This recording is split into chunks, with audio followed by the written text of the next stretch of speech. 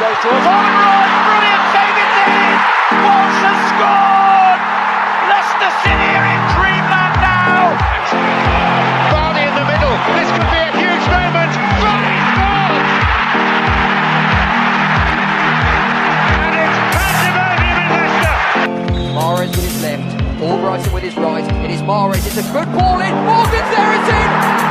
Leicester City score! It is a captain's goal from Wes Morgan, who lifted the Premier League trophy in May. He might have played a big part now in taking Leicester City through to the quarter-finals of the Champions League. Lift the trophy to the skies! Leicester City are the champions of the Premier League! 5,000 to 1.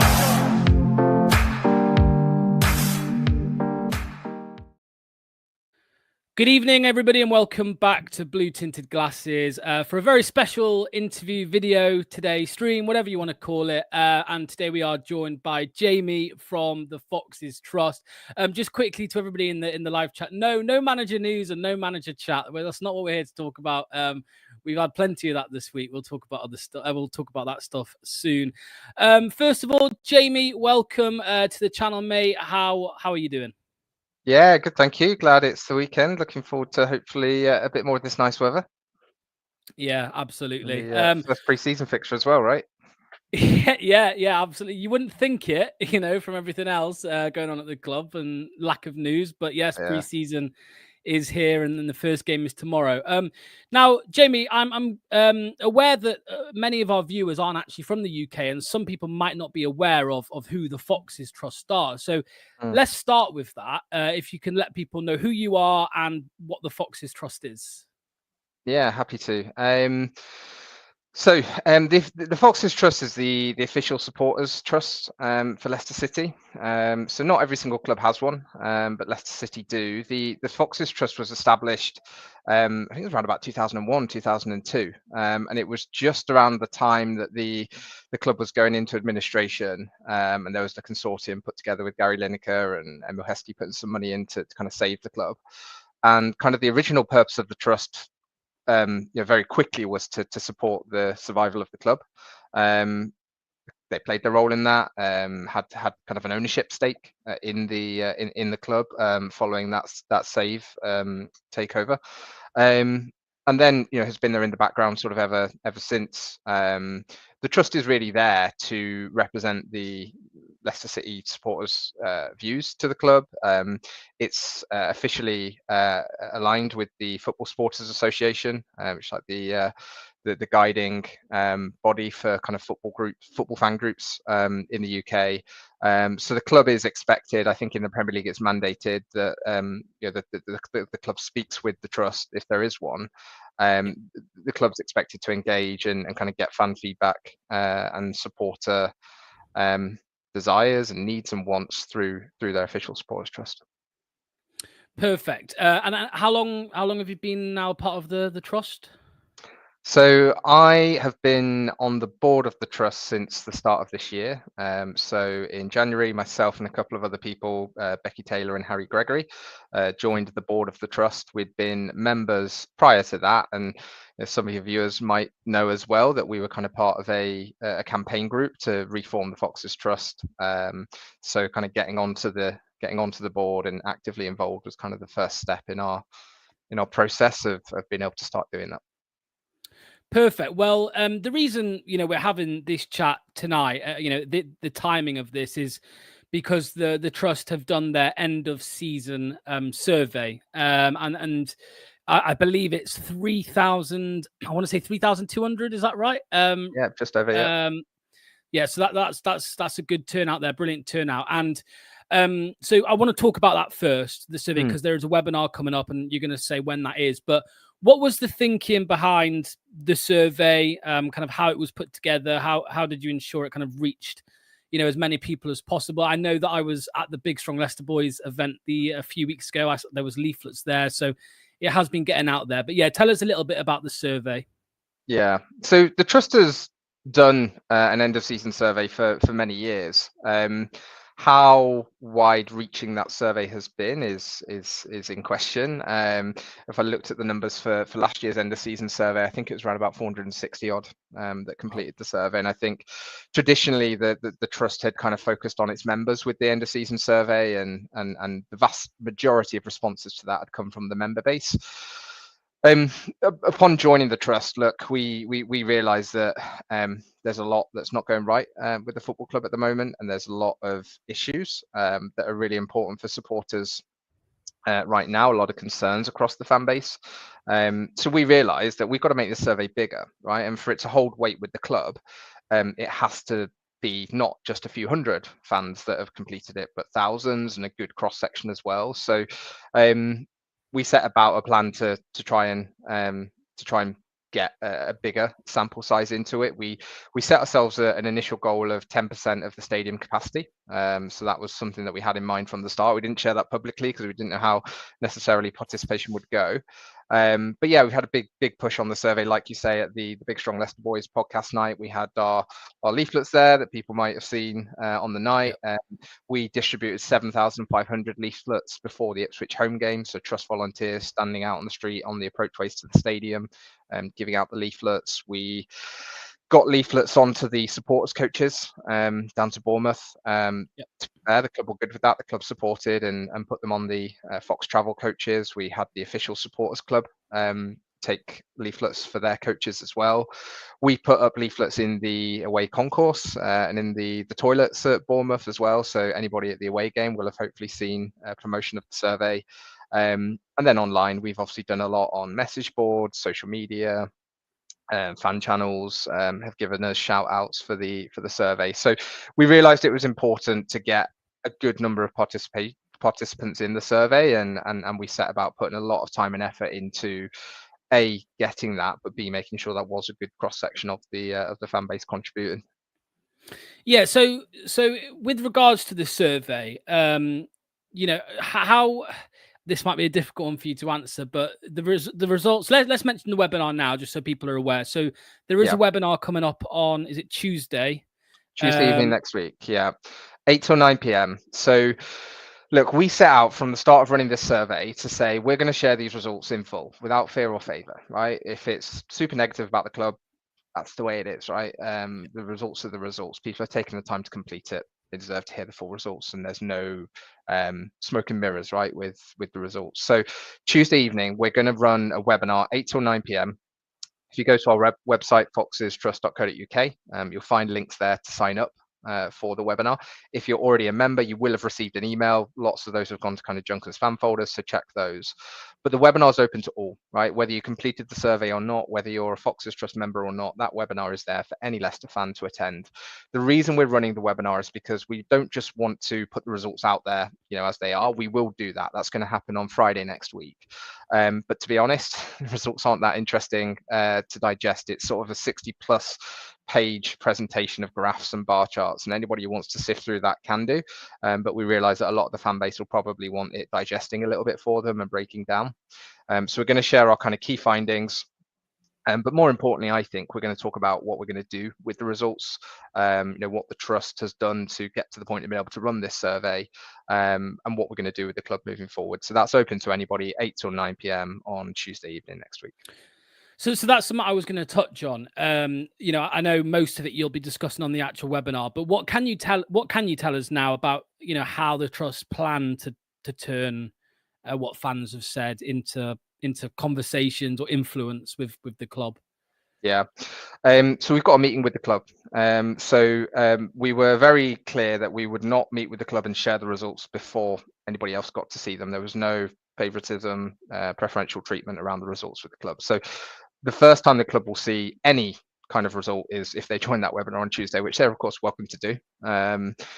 But we are then releasing the full 60+ page report later that week. So we said to the club, look, the webinar is happening on Tuesday. You're welcome to join.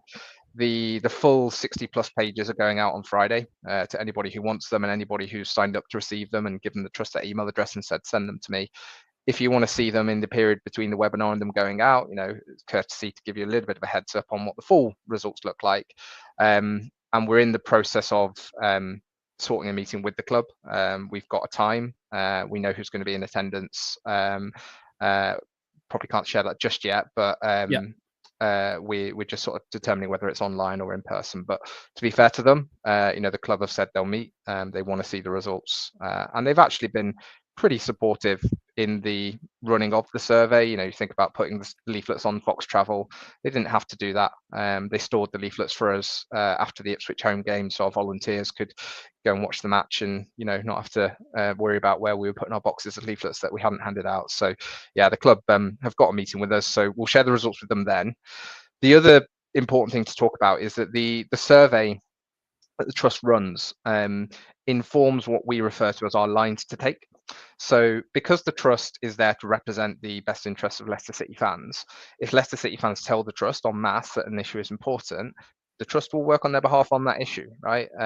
So what we are now doing ourselves is we're pouring through the results, we're seeing where there's themes, we're seeing where there's really clear things that stand out that fans are saying they want from the club. And that will inform all of the conversations that we have with the club over the next year. That will inform the kind of communications that you see from us, the issues that we publicly campaign on. An example would be that last year, although it wasn't a huge survey, safe standing came out as an important issue. And previously, trust members hadn't really articulated that as an important thing. As a result of that being raised as an issue, the trust got actively involved in the safe standing work with Union FS. And obviously we're now a bit further down the line and have got safe standing in the stadium. So look, we're not under the illusions that the club's going to listen to everything off the back of the survey. They might pick and choose. That's completely realistic about that. But the survey is important. It informs the lines that we take as a trust over the course of the next year. And the club are meeting to hear the results. So the next thing I wanted to ask you was about the club engagement. So I just wanted to ask, in your experience so far, what the biggest challenges are in getting the club to listen and act on feedback? Because I told you this privately before we came, a couple of days ago, that I've seen it with my own eyes. Some of the comments that we get on this channel, they're quite negative towards the trust. And I think that's because people don't see much action. And I know that that's, it's not the trust, it's the club. But if you can share anything on kind of, the challenges that there are to get the club to act and listen. Yeah, there's a few different ways I can answer that question. I think one of the biggest challenges is the trust not yet being a mass membership organisation.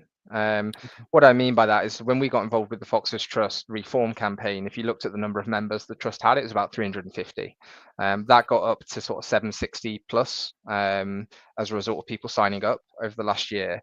That's still not thousands, right? That's still relatively easy for the club to ignore. It's just 700 odd people, right, that are part of this trust that's asking us to do X, Y, Z.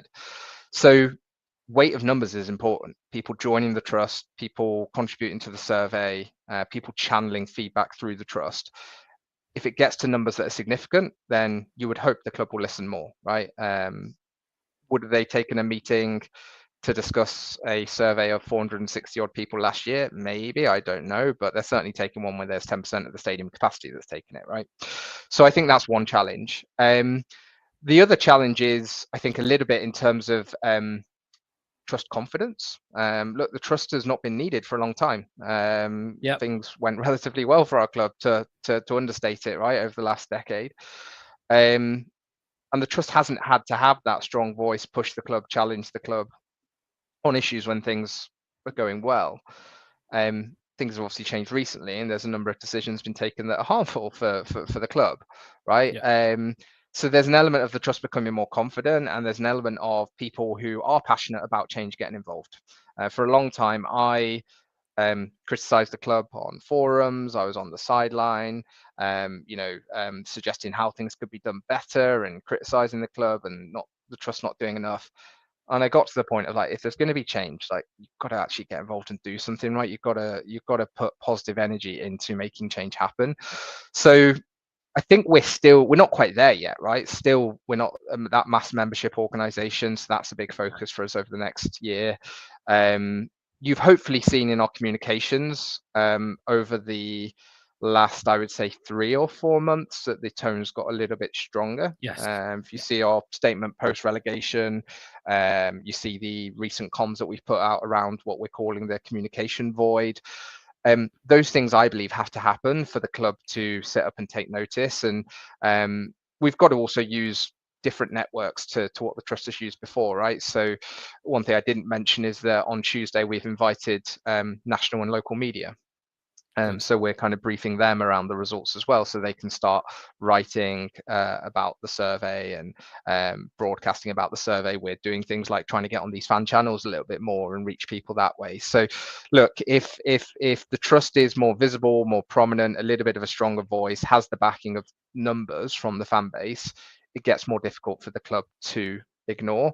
And I think when the trust works more effectively with other fan groups like Union FS, so some of the newer members to the board have very strong links to Union FS. They know the guys that founded it. They have friendships that kind of cross over the two groups. There's members of Union FS that have joined the trust now.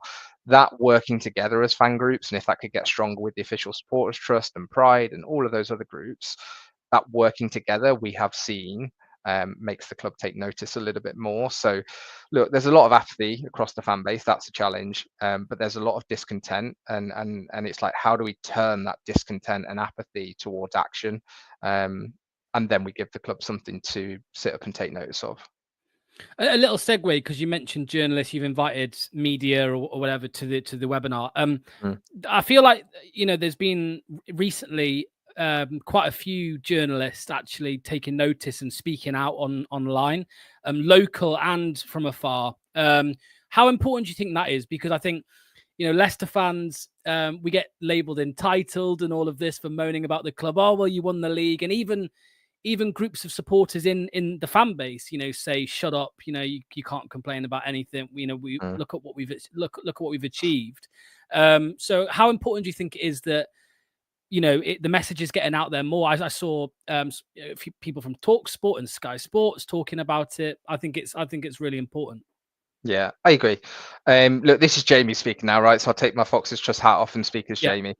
I think a lot of the issues that you see from the club in terms of how it communicates with fans link back to marketing strategies, to communication strategies that are not focused on your legacy fan, as the club might call it, right? The local community. The club might be more focused on that international fan base and that kind of revenue generating sections of the fan base that maybe aren't kind of the local fans that have been going to watch the club for 20 plus years and season ticket holders and live within the Leicestershire area or even the UK. If you have a club or any organization who prioritizes those kind of things, what they don't want is negative PR. What they don't want is impact on that brand, negative sentiment or messaging in media, whether that's local or more importantly national. So I think it's hugely important, and I think that's again something that we're trying to do. Some of the newer joiners to the board at the trust, trying to draw on some of those links, because we've built links with journalists, we've built links with fan podcasts and fan channels and things like that, and that's maybe again coming back to the previous makeup of the trust, a little bit older people who'd been in the trust for a long time, maybe just don't know how to tap into some of those channels and make some of those connections, right? So I think it's hugely important. And I think that if we do, off the back of the survey results webinar, have journalists writing and referencing the results in their work, great. That again makes even greater impact with the club off the back of the survey. So I know you mentioned the safe standing stuff as well. So I was going to ask you, kind of, with regards to trust, what changes the trust have kind of played a part in that have taken place at the club. What's still to come other than just the survey results, if you could share any of that. Yeah, look, safe standing I think was a big one, not solely attributable to the trust, but I remember going down to the Trust AGM just after I'd got involved with the Foxes Trust reform campaign. And there was a Q&A at the end of the AGM. And somebody who just joined the trust as part of our campaign put their hand up and said, oh, what's the trust stance on safe standing? and the trust board kind of went, "Oh, our members have never really said it's important, so don't really have a stance on it. It's not something that our members care about, so we've not really campaigned much on it." And they then in the room said, "Just let's have a show of hands. Who's in favour of safe standing?" And I would say a good 80% of the room put their hand up. The club were actually in the room at that AGM, at the back of the room, and you could almost see the club being like, "Oh, okay, right, that's a bit of a surprise." Off the back of that, the trust were then like, "Well, things have changed. We now have to get more involved in the safe standing campaign. We have to push it with the club."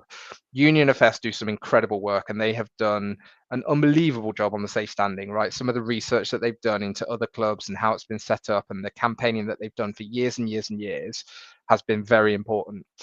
Ultimately, the club don't have to engage with Union FS if they don't want to, right? And I think that was a bit of a stopper for safe standing. And when the trust got involved and said, "Actually, now we are lobbying on behalf of safe standing," that's when the club started to give a little bit more of an ear to it, and it opened up the way for Union FS to be heard a little bit more, and then they obviously drove it forward really well. So I think that's one example. A couple of other examples. So very recently, the club announced a couple of additional categories on match pricing, on ticketing. That again was something that the trust has pushed. So we've been pushing the club for a while now around the next generation of supporters. We think it's difficult for young fans to get in the stadium. We don't want to see empty seats next season in the Championship. And we know that the price of going to watch football these days is extortionate. That's going to put a barrier between the next generation of fans getting into the stadium. So we pushed the club on that. We released public statements around pricing, and we were really encouraged to see that the club has opened up those couple of extra categories that will allow some cheaper fixtures for next season. So I'd say that's another one that the trust has seen progress on. It's still early days, right? I think probably our momentum on pushing the club on key issues has picked up a little bit more in the last 3 or 4 months, now that we started to implement some new ways of working as a trust and getting some new blood and fresh impetus and ideas into the trust. But there are a couple of things that I can think of, just off the top of my head. So I mentioned to you again, not long ago, but also privately as well, about some of our viewers are skeptical about the trust and all of that. What would you say to those that are watching who, and even a member of our contributors, quite skeptical of the trust? What would you say to them, people who do feel like nothing ever changes, and why now should they believe in the trust? I would say I get it. I would say I was one of you. 6 months, 12 months ago. The trust hasn't got everything right over the last few years. Trust has made mistakes. Some of the communication in the past hasn't been great, maybe not been as active as it could or should have been. So I get it. But ultimately, as Leicester fans, what do we want, right? Do we want to change anything, or do we want to just sit on the sidelines and moan and say, "Oh, the trust's not doing enough, club's not doing enough"? If you want change to happen, you've got to get involved, and you've got to actively dedicate some time to it and be a positive force for change. That's what I'm trying to do. That's what the other joiners to the board are doing. We've seen an uptick of volunteers getting involved. We couldn't have run this survey without the help of volunteers who a year ago weren't having anything to do with the trust, right? So I think probably my message would be, I get it. I think I would also appeal to people to judge us on some of the things we've done more recently, like the survey, like some of the changing comms. We're trying to take a bit of a different approach on the message boards and things like that. So be more active on social media. So I would say I get it. I would say we're trying to change. The only way that change can be accelerated is if more people get involved and support us. So I'd say to those people that are skeptical, give us a chance. Show your support, and for some people that might be getting in touch and saying, "Look, I want to get actively involved." There's a lot of people in our fan base with some really good skills that can help the trust. For other people, it might be, actually, I am going to attend your webinar, I am going to complete your survey, I am, when I see something on the message board where the trust has done all right, I'm going to say, "You know what, well done." Because at the minute, when we do something that's good or we see some progress, there's not many comments. When you go back to the threads where the trust does muck things up. There's loads of comments. I get that's life. But I guess what I'd just say is, like, give us a chance. There's lots of good people that are trying to get involved, giving up their time and their skill set to try and make things better. Ultimately, we're all Leicester fans. We all want the same thing. We want the club to be doing better. We want the club to be treating us better and engaging with us better. The only way we're going to change that is if we all work together. I mean, you mentioned about people can get involved. I mean, how can people get involved? How can they get involved with the trust, join the trust, become members? How do they do this? Great question. So to become a member, you can just go on our website and sign up. The link is in the description, by the way. Now I've added it in, Okay. so anybody who wants to visit that, yeah. Appreciate that. Yeah, so you can sign up online. Spoiler alert, I'm going to say this, probably shouldn't say it if people are clicking on that link about to sign up right now, but at the minute it costs £10 to join the trust as an adult. If you're a concession, it's £5, and under 18s it's free, and there's a couple of different bands there for students and things like that. Another thing is we want to improve the accessibility of the trust financially to the Leicester fan base. So on Tuesday, we're going to be announcing details of what that might look like, or not what that might look like, what that will look like. So if anybody wants to join the webinar on Tuesday, we'll share some updated details on what it looks like to become a trust member now, and what that might cost you versus the £10 that it is today. But yeah, it's as simple as kind of going online. So joining, great. The more members we get, the better.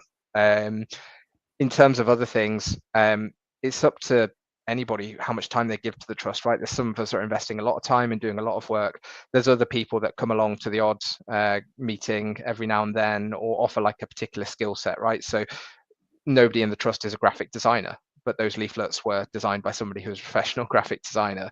So there's so many different things where people can help us, whether it's with social media or communications or finance background, accounting, all of that sort of stuff, legal stuff. There's so many areas where the trust would be open armed to people coming and offering their skills. One of the changes that we have made since we joined the board is we've managed to restructure what the trust call our working groups. These are the areas that the trust does work in. So one of our groups is on engagement. That's how does the trust engage with the club? How does the trust engage with the fan base, get more members, etc., etc. One of them is actually on community.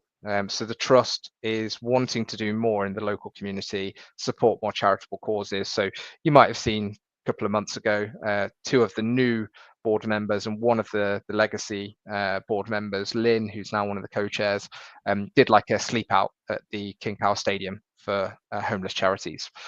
So we are looking at how does the trust do more in the community? How does the trust partner more effectively with LCFC in the community as well? So we've already had meetings to look at what we can do together with the club there. So if you're passionate about charity, fundraising, the local community, again, the trust needs your help on that. We've got a finance and operations subgroup.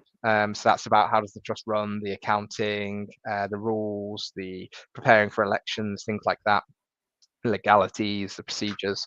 And then we've also got a group specifically for the women's game.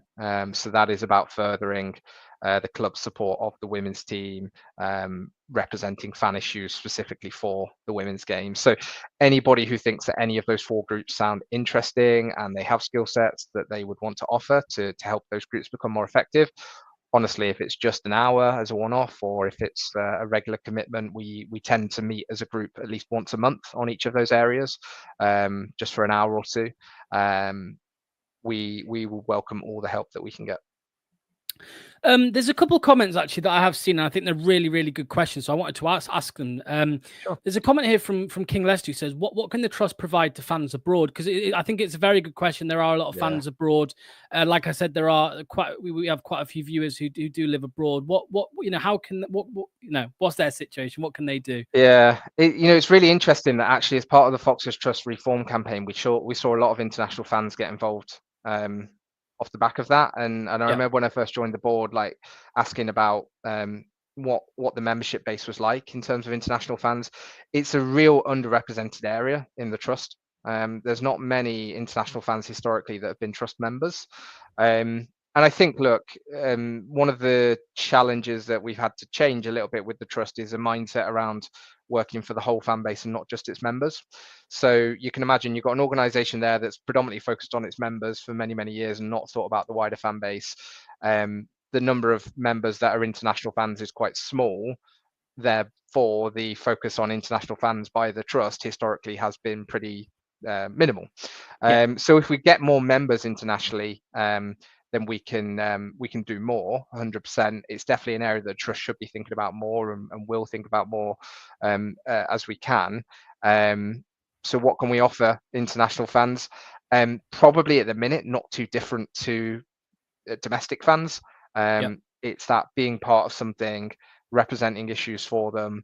So if there's, let's say, for example, a consistent issue with Fox's Hub that international fans constantly find problems with when they're trying to watch our club, that's again something that the trust can speak to the club on behalf of those fans if they're in the trust, telling the trust, what the key issues are. So it's a bit of a convoluted answer, I guess, but trust isn't doing a huge amount for international fans right now. There's probably not much differentiation to what we can do for an international fan versus a domestic fan.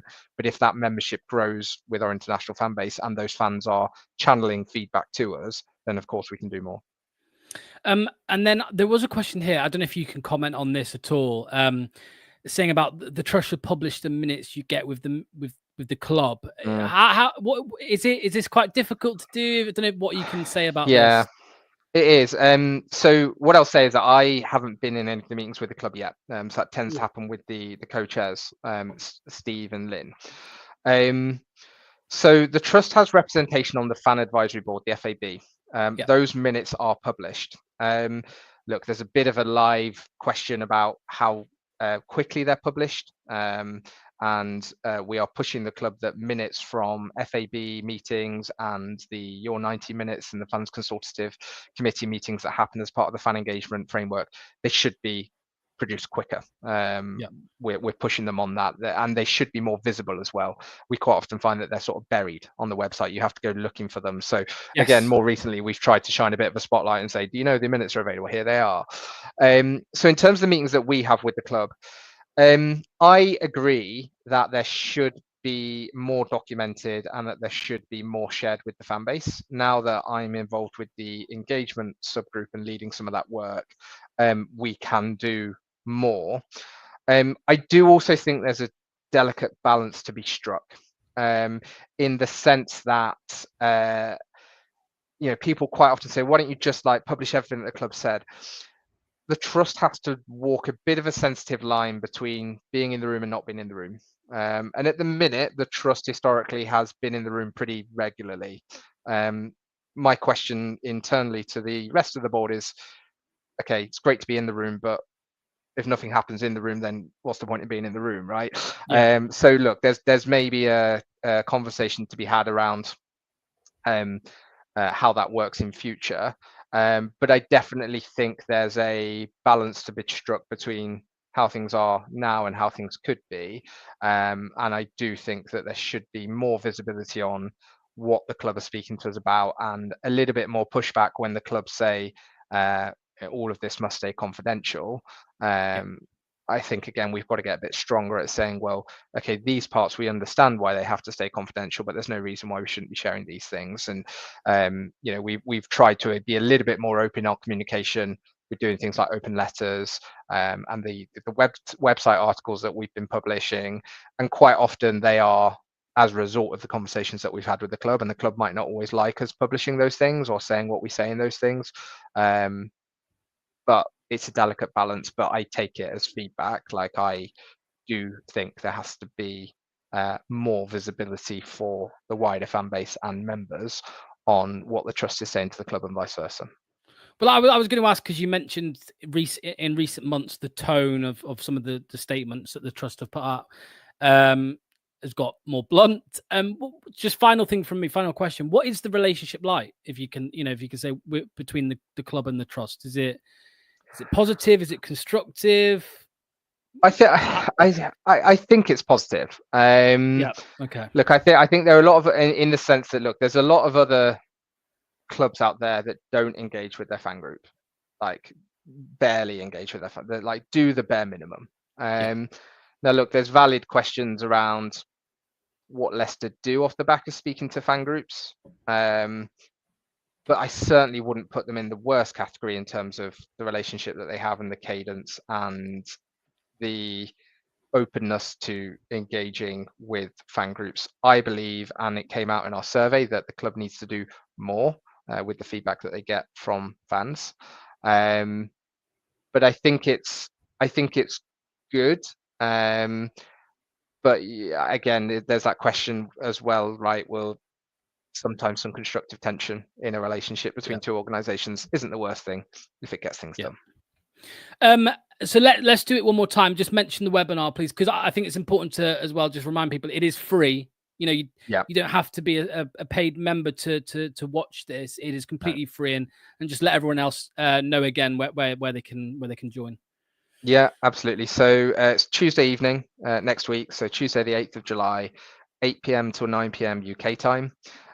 We are looking at the minute the platform that we host it on. We think it's going to be Zoom. We're just trying to get an idea of numbers first, but it's completely free to join. You don't have to be a member. We're going to share the findings from the survey, or the digested findings of the survey, and compile them into kind of key themes and play them back to attendees. We're going to talk about what the trust is, how it works, how we put the survey together, the process to get the responses that we did, and then, as I said at the start, more importantly, what we're going to do next, including the kind of areas that we are going to be pushing the club on as a result of the responses that we got to the survey. Perfect. And we've been chatting. Hopefully, once that's all done, once the webinar's done, and I'm sure that you're going to be speaking on a couple other fan channels and stuff like that. So, quite often the viewers of this will be viewers of other channels, so I'm sure they'll hear different answers, different questions and things like that. But once webinar's done, hopefully you guys can come back on, discuss the results maybe a little bit more, and go through some of that. That would be really good. More than happy to. Perfect. Well, Jamie, thank you so much for joining me, mate. Much appreciated. Jamie from the Foxes Trust. As I said, the link to the Foxes Trust is in the description of the video. So for anybody watching who does want to become a member or wants to, and also the Twitter, the X page for the Foxes Trust as well. You post a lot on there, and there's information there about the webinar as well. So, Jamie, thank you, mate, for jumping on. Much appreciated, and we'll see you very soon. All right. No problem. Thanks for the time. Cheers, Jamie. Thank you. Speak to you soon. Big thank you to Jamie for joining us tonight from the Foxes Trust. Much appreciated. I understand that there may have been some questions that you wanted answered that I didn't ask, and that's because once the webinar is done and those results are out there, they are going to come back on, like I said, and answer some maybe more in-depth questions about the results and what is going on at the club at the moment, because in my eyes, it's chaos. Some people will say it's fine. I don't know what you're seeing, people. It's definitely not fine. Pre-season tomorrow. The first pre-season friendly is tomorrow. And there's no kit. There's no manager. There's no incomings. There's no outgoings. There's no statement from top. What is going on? I don't know. But as I said, because the first friendly is tomorrow, you better believe it, we are back with a watch along. So, of course, we're aware that the friendly is actually being played on YouTube. It's being shown on YouTube live by the club. So you might not want to join us. You might not want to join us for that. And that's understandable. But if you do want to join us, for that, we will be doing the watch along, of course. And yeah, some nice changes to the channel as well. So yeah, stay tuned for that. But again, thank you to Jamie for joining me tonight. Much appreciated. I'm just going to go through some of the comments before we head off. So the results will be on a webinar on Tuesday, Frankie. So again, visit the link in the description or the Foxes Trust Twitter page or X page. You will be able to sign up to join the webinar and watch it live for free. And then on the Friday, there will be a 60-something page full file, document, whatever you want to call it, with all the results. And then, like I said, we'll be getting Jamie or somebody else from the Foxes Trust back on with us once those results are published to discuss them a bit more in depth. Yeah, this is true. They're doing a horrible job of keeping negative PR away from the club. Yeah, negative PR everywhere at the moment. Good viewing. Yeah, cheers to you, mate. Cheers to you. Frankie says, Locks, you just know the club is going to announce the manager either late Tuesday or Wednesday to deflect the trust findings. That's a good little conspiracy there, Frankie. We'll have to see, mate. We will have to see. New manager next week, 100%. I hope so. My worry, though, is who? That's my worry now, right? That is my worry. God knows. The longer it goes on, the less likely I think it's Roll, which is a shame because I'd love Danny Roll. Chris Wilder, Michael Carrick, Gary O'Neill. Oh, no. No, let's not talk about it. Just quickly as well, of course. Yeah, really sad news yesterday morning. Crazy, absolutely crazy. Seeing that news yesterday, really sad, and thoughts to obviously his family and friends, his brother's family and friends, of course. Liverpool fans. Obviously, we went through a very heartbreaking moment in 2018. Of course, we lost somebody.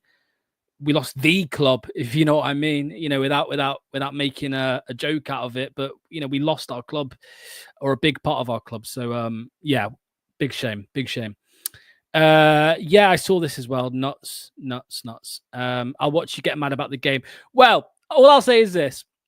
Remember the first game last season in pre-season, Abdul Fattah was playing left wing back. As long as that doesn't happen, I shouldn't lose my head.